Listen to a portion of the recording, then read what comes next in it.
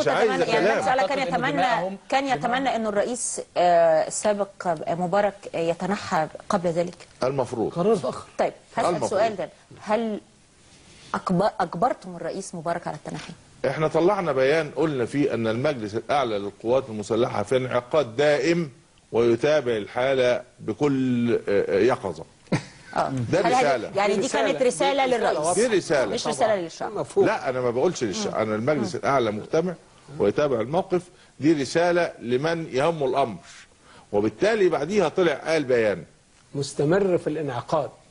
دي كلمه مهمه جدا لمن يعيها، ان المجلس الاعلى للقوات المسلحه انعقد ومستمر في الانعقاد.